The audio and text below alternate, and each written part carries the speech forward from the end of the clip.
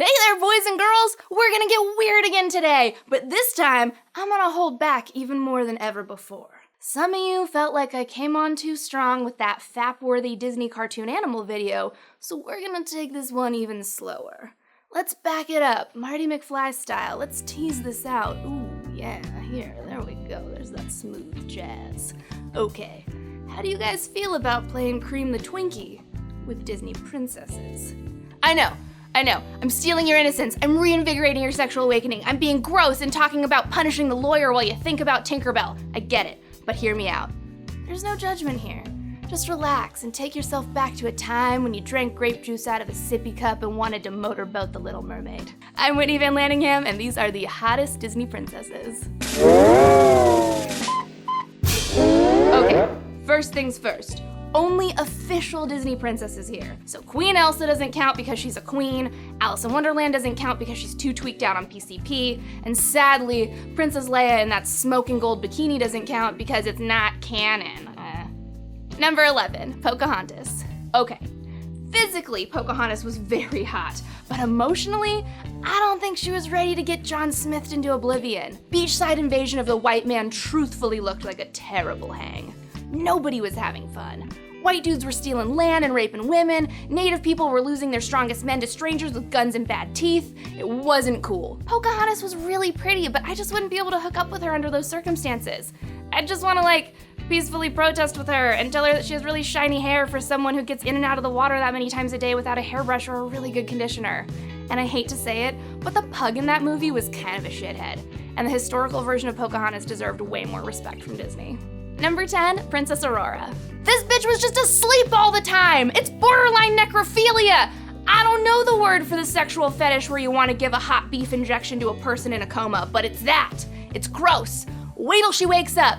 Then she's hot in that bitchy, pointy nose kind of way. Number 9, Snow White. Again, this is another girl who spends most of the movie messing around with forest rodents and taking super long naps, so she's definitely got that whole alabaster skin and dark hair thing going on, and that's undeniably hot. Plus, she's all cute and plump like a more princessy, realistic version of Betty Boop. She's got that whole sexy innocence thing working for her, but again, think about it. Do you really want to deal with sneaking around behind the magic mirror's back all the time? You know that dude lives for the gossip. I bet he still hangs out with the evil queen so they can talk shit about all the clothes Snow White's bird friends sewed her. He's like the Joan Rivers of the princess universe. Number 8, Merida. Okay, I know, redheads are super in right now, and I get it, they're rare and they're sexy, and Merida's accent is doing her all the favors.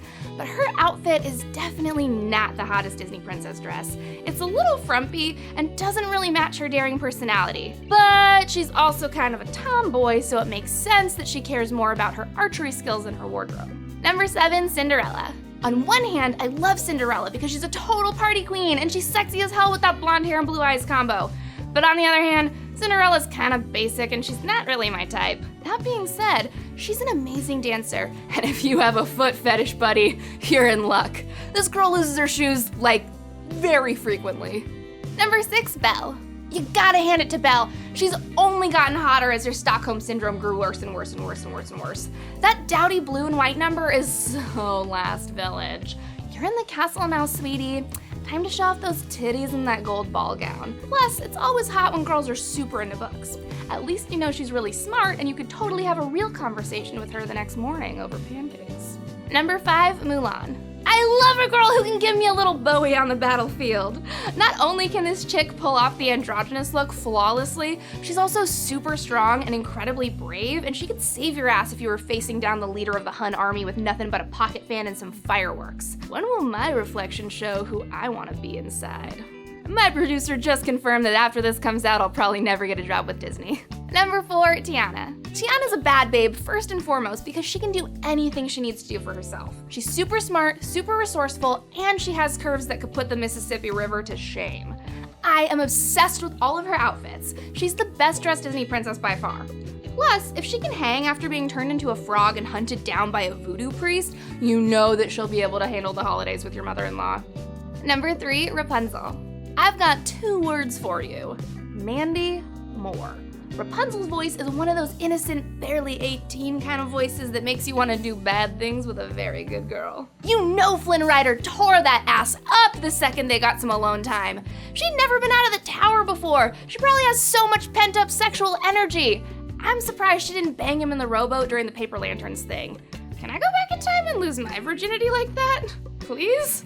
Number 2, Ariel. Hey man, any girl who walks around in a purple seashell top bikini is fine by me. I'm pretty sure that most of us got our first man boners and lady boners to her rack, right?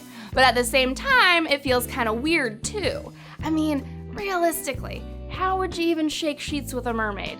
Those scales do not look very forgiving. Someone could really put an eye out poking around down there. I don't know. The point is, Ariel is hot, and her boobs are out. And they're not just boobs, they're mermaid boobs because she's half fish. But the half of her that isn't a fish sure is full of boobs. And that's why she's a hot girl, because of the boobs. Amen. Number 1, Jazmin.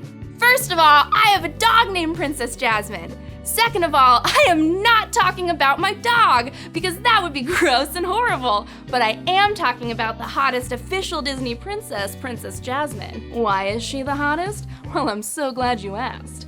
Jazmin is, how do I put this delicately, the literal textbook definition of the perfect hourglass shape. She's basically the Kim Kardashian of Agrabah, which is hilarious because that would mean that Aladdin is Kanye, and now I'm just picturing Kanye in a purple vest without any nipples, and it's really funny. I want Jazmin's outfit so bad. I love that aesthetic.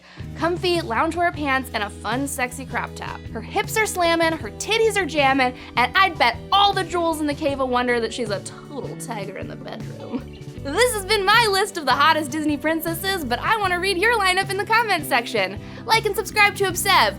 We won't tell anyone that you want to slap sloppies with a cartoon.